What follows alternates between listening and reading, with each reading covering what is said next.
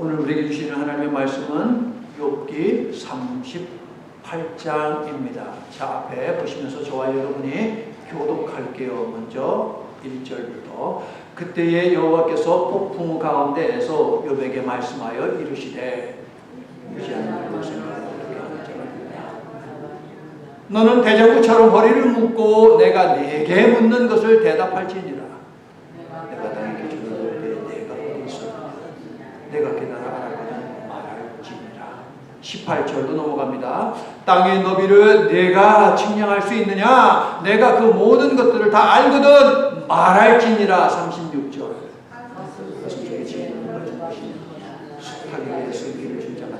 37절을 함께합니다. 누가 지혜로 구름의 수를 세겠느냐. 누가 하늘의 물주머니를 기울이겠느냐. 아멘. 자, 손주는 오면 반갑고 가면은 더 반가운 존재라고 이야기를 하지 않습니까? 자, 그토록 사모하고 갈망하고 기다리던 하나님이 욥에게 오셨습니다. 하나님이 욥을 만나 주신 것인데요. 하나님은 의인이 고난받고 악인이 번성하는 이유가 무엇인지 욥이 질문했던 것 아닙니까? 나는 의로운데 그럼에도 불구하고 내가 왜 이 말도 안 되는 고통을 당하는 것입니까? 라고 하는 질문도 욥이 했어요. 그런데 하나님이 하신 말씀을 쭉 살펴보면 이러한 욥의 질문에 대해서는 답을 하지 않으세요. 오히려 물으시는 것인데 대답이 아닌 반문을 하시는 것인데요. 하지만 꾸중과 질책이 아닌 하나님을 아는 지식으로 욥을 초대하시는 것이다 라는 이 사실을 우리가 알고 본문으로 들어가자고요. 하도 하나님이 계속 대답할 수 없는 질문을 막 해야 되니까 오신 하나님이 반가웠는데 아유 이제 빨리 하나님 좀 갔으면 좋겠다 라고 욥이 그렇게 생각을 했을까요? 마치 손주가 왔던 것처럼. 1절 보니까 종종 바람과 함께 하나님이 오시는데 불의하고 불공평한 하나님이라고 불평과 원망을 쏟아낸 욥을 폭풍 가운데에서 하나님은 만나주십니다. 역시 바람과 함께 하나님이 등장해 주셨어요. 자, 바람이 확 불면은 뭡니까? 시각적, 청각적인 효과가 있는 것 아닙니까? 그러니까 시각적으로, 청각적으로 하나님을 경험하게 하는 은혜를 욥에게 주셨다라는 거예요. 그를 확 사로잡는 거예요. 그간 그의 생각이 다른 데 가 있었는데 온통 하나님께 집중하게 만들기 위해서 하나님께서 폭풍우 가운데서 임하셨더라. 이것이 은혜죠, 여러분. 그런데 자신을 드러내시면서 여호와로 하나님은 계시를 하고 있어요. 그렇지요. 1절을 보니까 고난 중에 신음하며 부르짖은 백성을 위해 출애굽 해방을 일으키려고 살인자 모세를 찾아오셨을 때에도 하나님은 여호와로 모세를 찾아오셨던 것을 여러분 아십니까? 여호와로 찾아오신 그 하나님으로 말미암아 모세는 자유하게 되었고 또한 억압받던, 그래서 신음하던 그 백성들도 자유하게 되었어요. 그러면 여호와로 욥을 찾아오셨으니 욥도 자유하게 되겠죠, 여러분?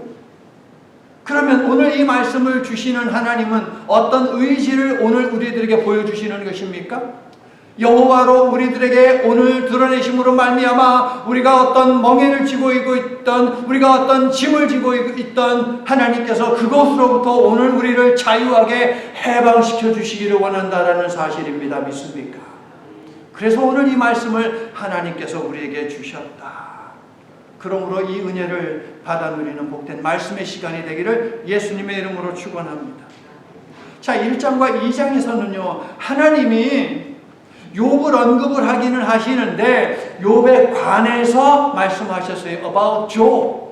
그런데 오늘 말씀을 보니까 이제 하나님의 말씀이 달라지시죠. 욥에게, to Job, 욥에게 말씀하세요. 욥에 관해 말씀하신 하나님이 욥에게 말씀을 주시는데 어떤 말씀?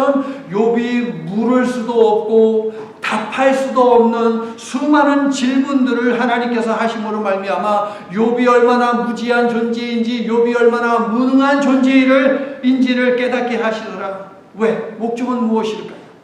하나님은 욥이 상상하는 것 이상의 차원에서 세상을 운영하고 계신다라는 이 사실을 알기를 원하셨던 것이거든요.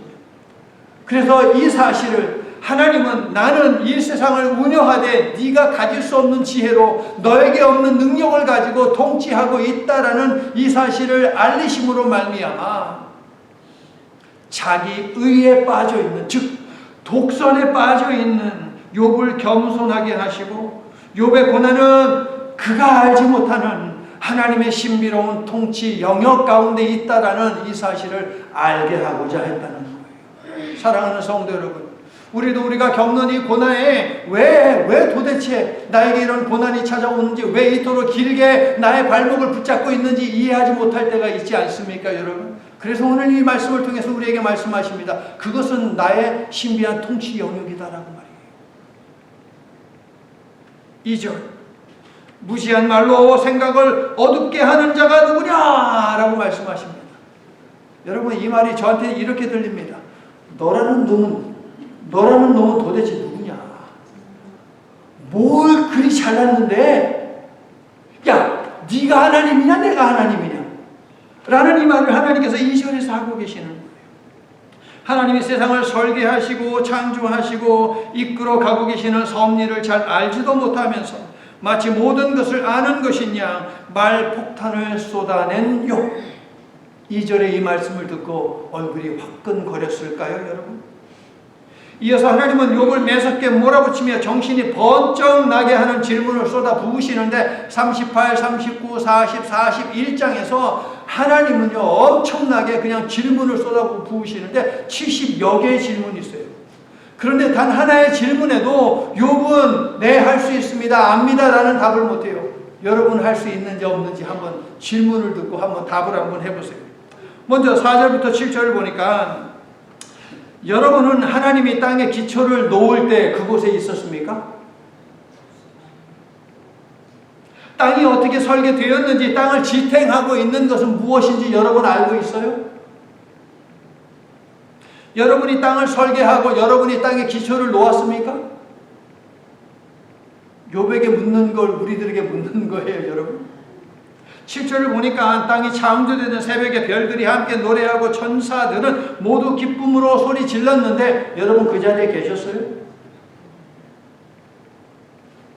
욥은요 자신의 생일에 대한 저주를 함으로 이런 불경스러운 말로 자신의 이 고통을 갖다가 호소한 바가 있어요. 자신의 고통 호소하면서 내가 왜 태어났을까, 차라리 죽었으면 좋겠다, 이 불경스러운 말을 했는데 하나님은 말씀하시기를 세상의 기원, 우주가 어떻게 태어났는지에 대해서 말씀을 하고 계시는 거예요. 무슨 이야기입니까? 이 세상에 생명을 준 것, 존재하게 만든 것은 나야, 그러므로 너의 생명은 내 것이야 라고 말씀을 하는 것이죠. 여러분은 하나님이 여러분에게 생명을 주셨고 여러분으로 하여금 살게 하심을 믿습니까? 자, 땅의 기초를 하나님이 놓았다라는 말은 무엇입니까? 인생의 기초 역시 하나님이 놓았다라는 말입니다. 여러분 믿습니까? 욥이 한때 가지고 누렸던 재산, 자식, 건강 모두 하나님이 주셨기 때문에 누릴 수 있었던 것들이었다는 것이죠. 그러므로 소유하고 누린 것들이 사라졌다 하여 다 잃은 것처럼 낙담하고 분노할 필요가 없다는 거예요, 여러분. 왜? 하나님이 다 주신 것이에요. 그러므로 하나님이 또다시 주실 수 있어요. 여러분 믿습니까? 그러므로 지금 당장 잃었다라고 해서 완전히 하늘이 무너진 것처럼 우거지상을 하고 있을 필요는 없다는 거죠. 욥의 고백처럼 주신 분도 하나님이시오, 거둬가시는 분도 하나님이시오, 여기다 하나 또 추가를 하면 다시 주시는 분도 하나님이심을 믿습니다. 이 사실을 믿고 내가 알지 못하는 분명한 이유가 있음을 우리는 믿어야 합니다. 내 머리로는, 내 경험으로는 도저히 이해할 수 없는 것 투성이 아닙니까, 여러분? C.S. 루이스는요, 고난이라고 하는 것은 하나님이 우리 귀에다 대고 축복하시기 위해서 소리치시는 확성기다, 마이크로폰이다 라고 이야기합니다. 4절부터 7절은 이런 호통으로 들립니다. 네가 가진 것이 없어졌다 하여 전부를 잃은 것처럼 굴지 말아라. 만물의 설계자인 하나님이 바로 네 인생의 설계자다. 믿습니까? 그래도 여전히 믿어라 라는 거예요. 고난이 있더라도, 고난이 지속되더라도 내가 네 인생의 설계자임을 그래도 여전히 너는 믿어다오라고 하시는 거예요, 여러분. 이게 바로 하나님이 기대하시는, 우리에게 요구하시는 믿음이죠. 이 믿음 애로까지 언제나 나아가고 이 믿음으로 하루하루를 살아가는 저와 여러분이 되기를 예수님의 이름으로 축원합니다. 자, 8절부터 11절. 혼돈과 공포를 상징하는 바다에 관한 질문인데요. 여러분, 비가 많이 오면 저쪽에 머를빛이 있지 않습니까, 여러분? 비가 많이 오면 야, 저 머를빛에 바닷물이 그냥 너무 넘쳐가지고서 이 썸터까지 오면 어떻게 하지? 라고 한 번이라도 염려하시는 거예요. 단 한 번도 우리는 그런 염려를 하지 않아요. 왜 우리는 염려하지 않을까요? 비 엄청 오면 바다 저 머리빛에 물이 확 범람해가지고 이 썸터까지 올 수 없어요? 없어요. 하나님이 경계를 그으셨거든요. 경계를 하나님이 싹 그으셨어요. 바다라는 공간에 물을 채우기 위해 물의 근원을 열고 적당히 채워진 다음에 그 근원을 닫아버리시고 바다라고 하는 그 틀 속에 하나님이 가두어 버리셨잖아요. 여러분이 했어요? 그 일? 하나님이 하셨잖아요. 11절을 보세요. 11절. 네가 바다를 향해서 하는 이야기예요. 네가 여기까지 오고 더 넘어가지 못하리니 내 높은 파도가 여기서 그칠지니라. 누가 명령했어요? 하나님이요. 1절을 보니까 하나님이 아니고 누구예요? 여호와. 오늘 말씀에서 이게 굉장히 중요한 단어입니다, 여러분. 여호와. 자, 여러분이 지금까지 본 파도 가운데 가장 큰 파도는 얼마나 높은 파도였어요, 여러분? 그림이 그려지십니까? 텔레비전을 통해서 보았다, 아니면 바닷가에서 직접 보았다. 근데 여러분, 아무리 집채만한 파도라 하더라도 확 와가지고 방파제에 딱 부딪히면 어떻게 돼요? 파도가 흩어져 버려요. 흩어져 버리고 그냥 이내 사라져 버리는 것 아니겠습니까, 여러분? 성도 여러분, 혼란과 두려움의 대상이었던 바다가 하나님 앞에서는 갓난아기에 불과하며 하나님이 정하신 한계 안에 갇혀 있음을 우리가 기억할 수 있기를 바랍니다. 그러니까 강포라는 단어가 있잖아요. 강포. 아기를 싸는 강포 아닙니까? 혼란스러운 우리의 삶도 아기를 강포에 싸서 어르고 돌보는 어머니 같은 하나님의 품 안에 있음을 믿으시기를 예수님의 이름으로 축원합니다. 바다도 하나님이 쌓아놓은 그 강포 속에 있어요. 그 틀 속에 있다고. 그런데 여러분, 우리가 가진 고난이, 염려, 걱정 이런 게 아무리 크다 해도 저 측량할 수 없는 바다보다도 더 큽니까, 여러분? 그게 아니잖아요. 그런데 바다도 하나님이 강포로 쌓고 있대요. 하물며 우리의 염려이겠습니까, 여러분? 믿습니까? 12절부터 15절은요, 빛과 어둠에 관한 질문인데요. 아침에게 명령해서 여러분 다 일어나가지고서 새벽에 일어나서 동이 터라! 라고 하면 여러분 해가 뜹니까? 새벽을 향해서 오너라! 라고 하면 새벽이 와요, 여러분? 13절은요, 12절과 연결되는데요. 개역개정은 아무리 읽어봐도 이게 무슨 말인지 모르겠어요. 세 번역으로 읽어드릴게요. 또 새벽에게 명령하여 땅을 옷깃 휘어잡듯이 거머쥐고 마구 흔들어서 악한 자들을 털어내게 한 일이 있느냐? 없다는 것이죠, 여러분. 이 말은 무엇입니까? 악한 자들에게도 하나님은 새벽 빛을 주신다는 거예요. 악한 자들에게도 내리는 비를 허락하시고 악한 자들에게도 하늘의 태양을 허락하신다라는 것이죠, 여러분. 인과 응보와는 정반대되는 일이 벌어지는 것도 하나님의 창조 섭리 안에 있다라는 것이에요, 여러분. 욥도 마찬가지고 욥의 친구들도 마찬가지고 하나님을 인과 응보 틀 속에 가두어 놓으려고 했어요. 내가 이만큼 했으니까 나 하나님 축복해 줘야 되는데 왜 나한테 이렇게 고난이 찾아왔어? 인과 응보예요. 욥이 이 틀 속에 갇혔어요. 친구들은요, 네가 고난 당하는 것을 보니까 너도 죄져서 그래. 하나님이 벌 준 거야, 네가 죄져서. 인과 응보죠. 그런데 여기에 가둘 수 없다는 거예요. 지금 세상을 보십시오. 악한 자들 많이 있죠. 여전히 살아있어요. 죽지 않고 살아있어요. 오히려 떵떵거리면서 잘 사는 악인들도 굉장히 많이 있어요. 그런데 그 모든 것도 하나님의 섭리하시는 그 통치 영역 가운데 있다라고 그 말씀을 하는 거예요. 성도 여러분, 내 삶에 드리운 어둠만 보고 그것이 전부라고 말한다면 어리석은 판단 아닙니까, 여러분? 손으로 이렇게 막아놓고 나서 이게 내 눈에 보이는 것이 세상의 전부다라고 하면 이게 얼마나 어리석습니까? 8절부터 11절에 언급된 바다는요, 혼돈의 상징이며 악의 상징이기도 한데 하나님이 하시는 말씀 포인트는 무엇입니까? 한계를 두셨다는 거예요. 한계를 두셨다. 그러므로 악은 창조 세계에서 잠시만 자리를 가질 뿐이다. 어둠이 영원하지 않듯 악 또한 영원하지 않고 반드시 멸망한다고요. 여러분 아멘이세요. 어둠 밤이 지나고 아침이 되면 악인의 삶이 만천하에 드러나게 될 것이다 라고 하신 말씀을 믿고 고난도 물러갈 때가 있다라고 하는 것을 우리가 볼 수 있기를 예수님의 이름으로 축원합니다.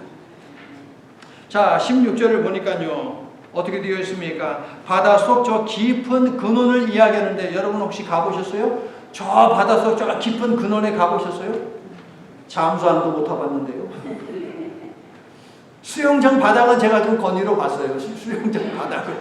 그런데 저 바닥 끝이요? 못 가요. 귀 터집니다. 고막 터져요. 못 들어갑니다. 자, 17절. 죽은 자들이 가는 문을 들여다본 일이 여러분 있습니까? 죽음의 그늘이 드리운 문을 본 적이 있어요? 없어요, 여러분? 있으면 죽은 거예요, 여러분. 있으면 죽은 거예요. 살아있는 사람은 그거 못 봐요. 죽음의 세계는 창조 세계에서 가장 깊고 가장 어두우며 가장 나쁜 극단적인 곳입니다. 그러나 그러한 지하 세계도 하나님의 통제 아래에 있으며 하나님의 선한 창조와 하나님의 목적이 이루실 궁극적 승리에 아무런 위협이 되지 못한다라는 것입니다. 믿습니까? 그래서 성도는요, 죽음의 순간에 두려워하지 않고 찬송하는 거예요. 많은 사람들이 죽음 앞에 그냥 혼미해집니다. 정신을 잃어버립니다. 그래서 죽은 사람의 그 얼굴을 보면 이 사람이 믿음의 사람인지 아닌지 그것을 갖다가 판단할 수 있어요. 판단할 수 있어요. 우리 짐 타머스 병원에 입원해 계실 때에도 거기가 이제 좀 그 집중적으로 케어하는 곳이에요. 그래서 스페이스도 넓고 장비들도 많이 있거든요. 그런데 거기에 이제 방들을 한번 병원에 가면 한번 싹 방들을 둘러보거든요. 그러네요. 그냥 야 이제 곧 가시겠다라고 하는 분들이 있어요. 그런데 그런 분들 가운데 이 인상이 굉장히 어둡고 비참하고 막 억울하다라고 하는 표정을 지은 분들도 계시고 편안한 분들도 있어요. 그것을 보면서 아 하나님께 갈 준비가 되어 있구나. 가기 싫어하는구나 라는 것을 읽어낼 수 있거든요.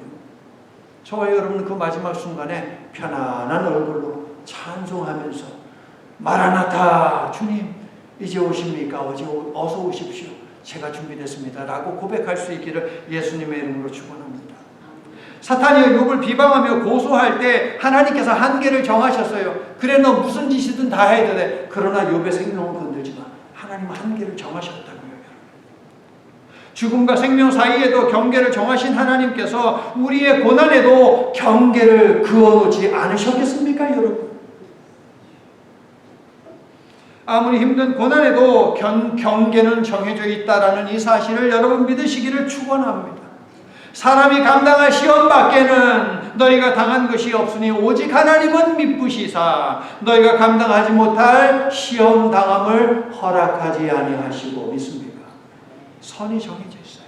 선이 정해져 있어요. 그런데 그 선이 우리가 감당하기 너무 버거우면 하나님이 어떻게 해주신대요? 그 즈음에 피할 길을 내어주신다. 믿으시면 아멘 합시다. 고린도전서 10장 13절 약속하고 있잖아요. 자 18절 세상이 얼마나 큰지 여러분 짐작이나 가십니까? 여러분이 이 미국에서 50개 주에서 몇 개의 주 여러분 가보셨어요? 옛날에 어느 교회에서 그 목회할 때 그때 어떤 부부가 있는데요. 은퇴하고 나서 세상에 자랑을 하는 거예요. 목사님 이 미국의 모든 주 가운데 딱 한 군데만 안 가봤습니다. 다 가봤대요. 비행기 타고 운전해서 다 가봤대요. 내년에 그 마지막까지 갈 겁니다. 인생의 목적이 그게 되어서는 안 되죠 여러분. 미국에 있는 모든 주를 다 가봐도 하나님 나라에 못 가면 뭔 소용있습니까? 전 세계 모든 나라를 갈 수 있는 모든 나라를 다 방문해 봤는데 하나님 나라에 못 가면 아무짝에도 쓸모 없는 것 아니겠습니까? 저는 그렇게 생각하는데 여러분도 그렇게 생각하세요?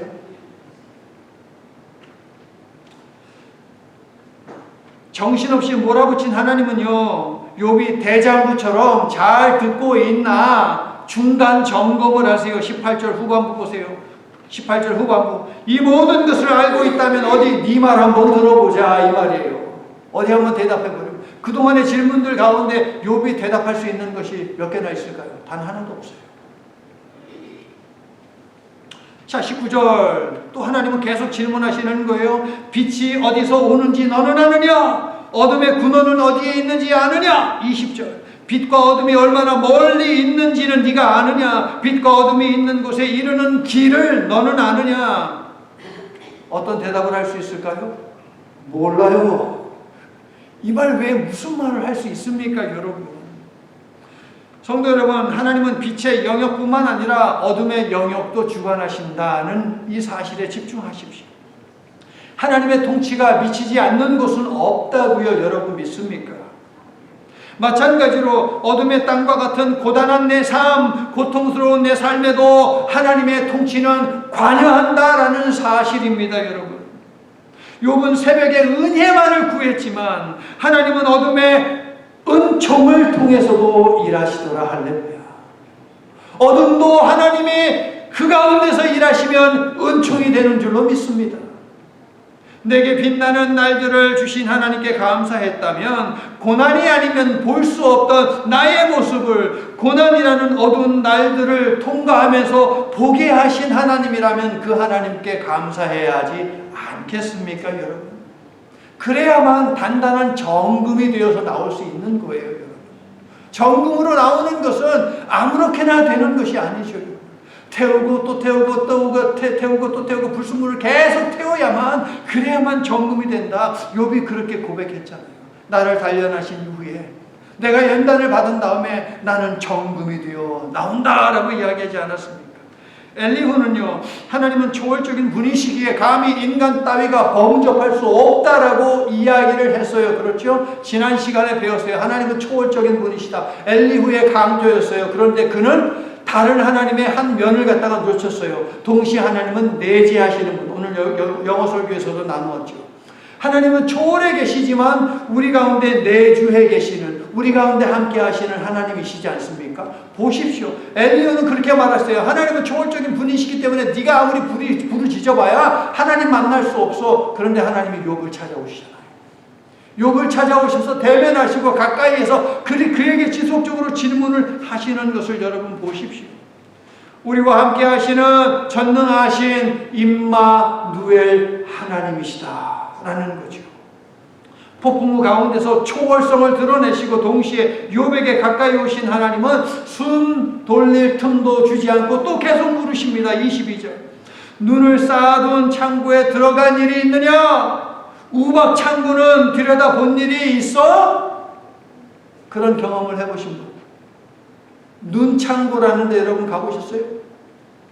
우박 창고 이런 데 여러분 가보셨어요? 옛날에 그 얼음집이라고 있었어요. 얼음집. 그죠? 옛날에 얼음 파는 그 얼음집. 큰 사각형. 그죠? 된 그 얼음집에는 저는 가봤어요. 여러분들 가보셨죠? 그 얼음집에서 얼음 떼가지고서 쫙 자른 다음에 옛날에는요, 팥빙수, 빙수 있잖아요. 대패로 갈아가지고서 그렇게 이것저것 넣고, 그 다음에 빙수 만들어서 줬고, 그러다가 이제 업그레이드 돼가지고, 이렇게 이제 뾰족한 거 있잖아요. 위에서 또 돌리는 거에 기계가 아니에요. 딱 돌리면 이렇게 쭉 내려가지고서 아이스를 갖다가 탁 꽂아요. 그럼 옆에서 돌려요. 그러면 얘가 돌아가. 그래가지고서 이제 나오는 거 기억하시죠, 여러분? 그런 데는 가봤지만, 눈 창고, 우박 창고는 못 가봤지요, 여러분. 그런 게 있는 것도 우리는 모르죠. 그러면 눈을 보관하고 우박을 보관하시는 이유가 무엇일까? 23절에 그 보관 이유가 나와 있어요. 23절을 좀 여러분이 읽어주세요.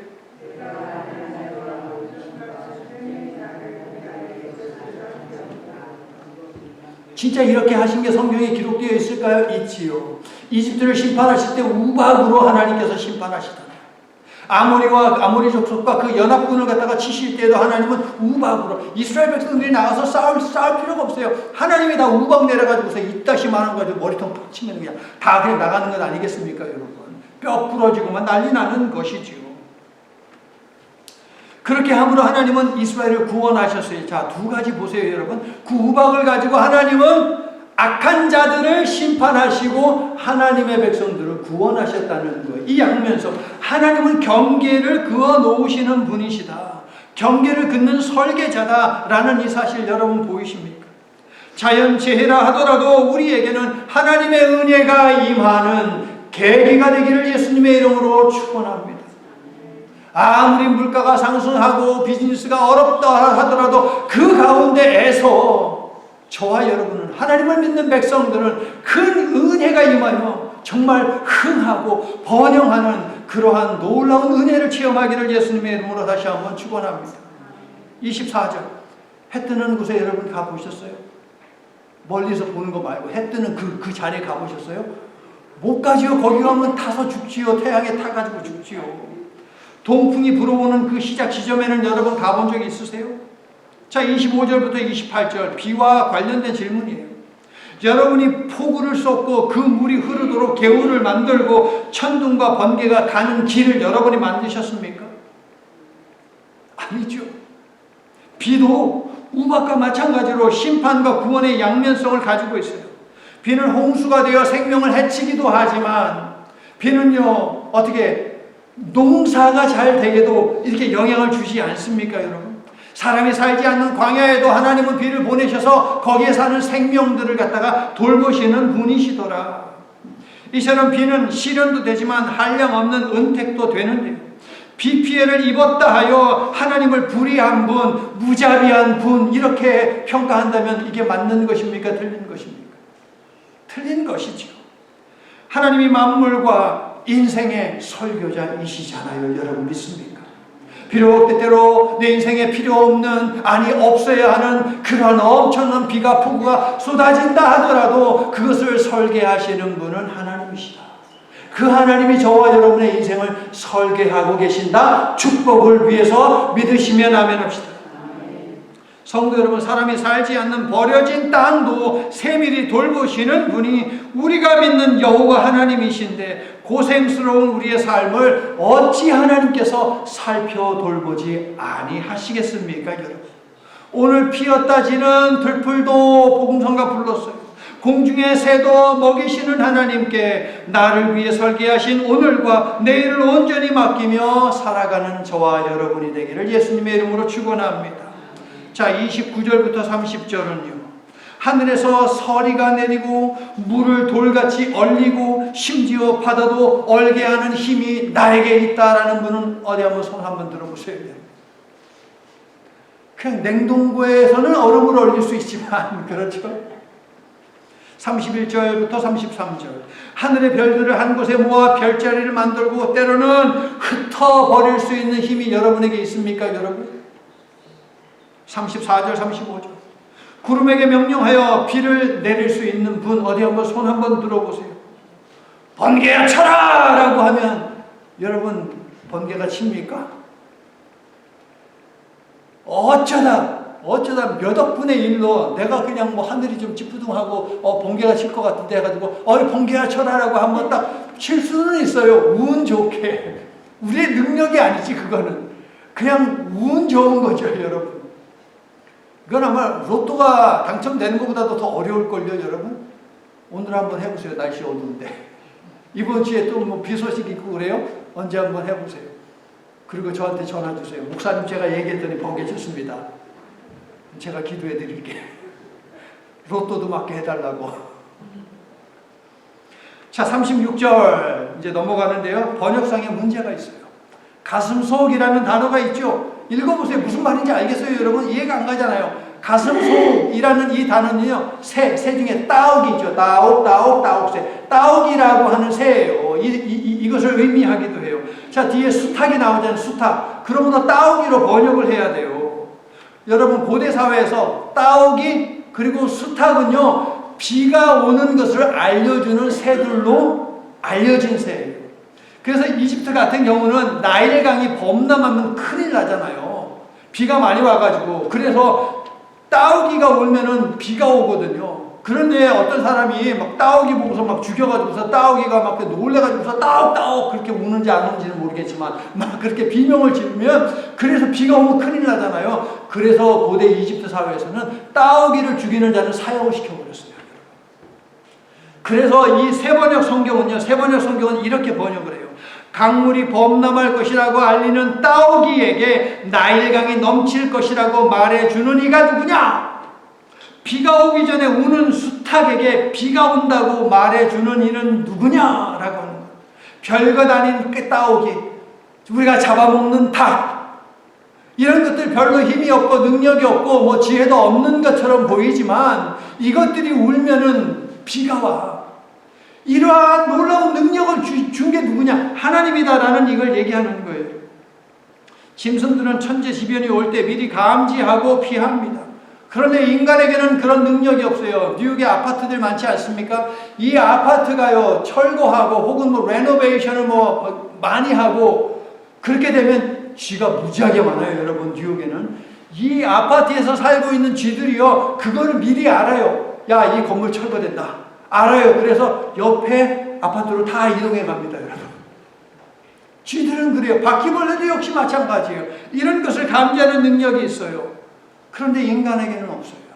하지만 인간에게는 하나님께서 과학적인 지식을 주셨죠. 그래서 여러분 오늘날 뭐 컴퓨터니 인터넷이니 저 인공위성이니 이것들을 만들어서 이 날씨에 갖다가 미리 이렇게 알게 하지 않습니까? 그러면은 과학적 지성을 가질 수 있도록 능력 주신 분은 누구예요? 하나님이시잖아요. 그걸 이야기하고 있는 거예요, 하나님. 자, 마지막 37절, 38절. 하늘에 구름을 세본 적 있으신 분?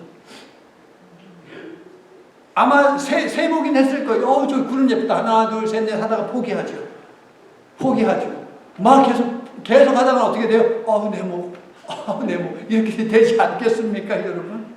포기해요. 자, 또 나와요. 비가 오게 하는 능력이 너에게 있느냐? 없지요. 티끌만으로 진흙을 이렇게 만들 수 있어요? 없지요. 물이 필요하죠. 자, 여기까지가 오늘 본문인데 하나님은 세상에 존재하는 무생물을 가지고 인간이 가진 지혜와 능력의 한계를 확실하게 깨닫게 하십니다. 다음 주 본문에서는 이제 생물을 가지고 특별히 10가지 짐승을 가지고 하나님이 질문하실 거예요. 자, 지금까지 질문에서 단 하나의 질문에라도 나는 압니다. 나는 할 수 있습니다. 라고 답하신 분. 욥도 마찬가지예요. 단 하나의 질문에도 예스라고 답하지 못했어요, 여러분. 3절을 볼게요. 하나님은 수많은 질문들을 하기에 앞서서 욥에게 이렇게 말씀하시지요. 대장부처럼 허리를 묶고 묻는 말에 답해라. 묻는 질문은 어떤 질문이에요? 답할 수 없는 질문이에요. 그리고 그 질문을 하시는 하나님의 목소리, 그 톤은 무엇이냐? 책망하시는 톤이에요. 네가 그렇게 잘났어? 너 세상에 있는 모든 지식, 지혜 네가 다 가지고 있어? 그럼 여기 어디 한번 답해봐. 이게 하나님의 질문들이거든요. 그러므로 대장부처럼 허리를 동이라 라는 이 말은 무엇입니까? 책망받을 준비하라는 거예요. 너에게는 책망받을 만한, 그것을 받아들일 만한 귀를 가지고 있느냐? 그 귀를 가지라는 거예요. 그 귀를 가진 자가 복되다는 거예요, 여러분. 욥은 복된 자일까요, 여러분? 하나님께서 우리들에게 때로는 책망하실 때가 있어요. 말씀을 통해서 혹은 찬양을 읽는데 혹은 꿈속에서 책망하실 때가 있어요. 그것을 들을 귀가 있습니까? 그러면 여러분은 대장부예요. 지혜로운 사람이라는 뜻입니다, 여러분. 욥은 그 어떤 질문에도 답할 수 없었습니다. 왜 답할 수 없었을까요? 고난을 통과하던 중 욥에게는 잃어버린 것이 있었기 때문이에요. 욥은 만물의 설계자요 인생의 설계자이신 하나님을 잃어버렸어요. 무슨 말이죠? 하나님이 여호와다라는 이 사실을 욥은 친구들과 말다툼하면서 어느새 까먹어 버렸다는 것이에요. 여러분, 욥기라고 하는 책은요, 여호와로 시작해서 하나님으로 쭉 진행되다가 다시 여호와로 끝나는 책이에요. 무슨 말이냐? 욥기 1장, 2장을 보게 되면 하나님께서는 여호와로 등장하십니다. 하지만 3장부터 37장에 이르기까지 여호와라는 단어는 딱 한 번 등장하는데 그것은 기록자의 실수다라고 학자들은 이야기합니다. 즉 여호와라는 이름은 등장하지 않는다는 거예요. 하지만 38장에서 드디어 하나님은 자신을 내가 여호와야 라고 알리시는 거예요. 그러면 3장부터 37장에는 어떻게 소개되었느냐? 하나님 그리고 전능하신 분으로만 소개가 되어 있어요. 그럼 여호와라는 것은 무엇이냐? 언약적 관계를 강조하는 하나님의 거룩한 이름이에요.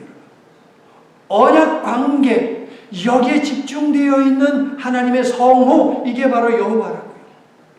욥은요, 하나님은 저 멀고 강하고 놀랍고 초월적인 전능자라고만 생각을 했어요. 그러나 하나님은 우리에게 가까이 다가오시어 관계 맺으시고 교제하기도 하시는 여호와다, 관계의 하나님이다 라는 이 사실을 욥은 망각했어요. 이것을 일깨워주기 위해서 38장에서 하나님은 여호와로 등장하셨다. 여호와라 자신을 계시하신 하나님은 욥에게 창조와 운영의 창조 운영의 신비를 말씀하시며 모든 것을 지혜롭게 창조하셨고 지혜롭게 운영하고 계시니 네가 비록 이해할 수 없는 일을 겪는다 하더라도 겪었다라고 해서 창조주 여호와 하나님의 세상 통치에 대해서 의심하거나 토를 달거나 문제 제기를 하지 말고 다만 여전히 너의 하나님임을 믿어다오 라고 하나님께서 말씀을 하고 계시는 것이에요.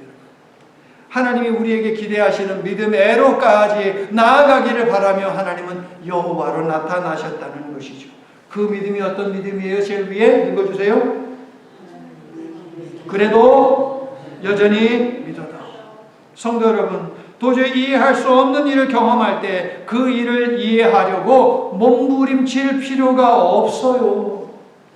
몸부림쳐도 도저히 이해할 수 없거든요. 우리는 이럴 때는 하나님과 언약적 관계 속에 있는 우리의 모든 형편을 알고 계신다 여호와께서 이 사실과 이 또한 지나가리라 라고 하는 믿음으로 하루하루를 살며 견뎌내는 것, 이 믿음이 필요하다. 이러한 지혜가 필요하다라는 것입니다. 만물의 설계자도 인생의 설계자도 하나님이시니까요. 믿습니까? 인간의 고통 또한 세상의 설계자요 창조주요 보존자 되시는 하나님의 고유 영역에 속해 있으니 이해가 되지 않아도 여전히 믿습니다 라고 하는 그 수준에까지 도달하며 살아가는 저와 여러분이 되기를 예수님의 이름으로 축원합니다. 아멘. 고난에 마음을 빼앗겨 선을 넘고 막말한 욥에게 여호와로 계시하신 하나님, 욥은 여전히 하나님과 언약 관계 속에 있음을 알리시기 위해 여호와로 나타나셨지요. 하나님은 우리와도 친밀한 언약 관계를 유지하기 위해 늘 다가오고 계시고 곁에 계심을 항상 잊지 않고 하나님과 늘 은혜의 교제를 나누도록 오늘 말씀을 주셔서 감사합니다. 늘 하나님께 다가가고 이해되지 않아도 믿고 고난 중에도 하나님을 믿는 믿음의 삶을 성실히 살아내도록 우리를 붙드시고 우리와 동행하여 주시옵소서. 예수님 이름으로 기도드립니다. 아멘.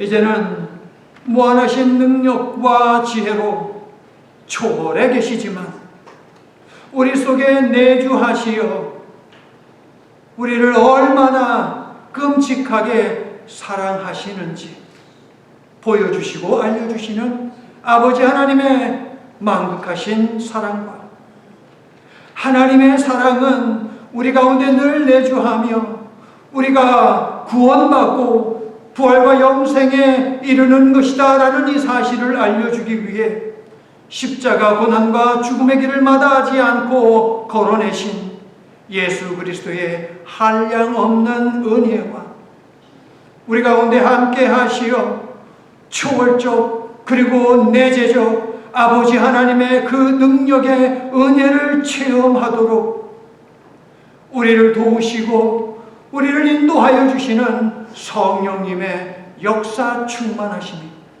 주신 말씀 붙들고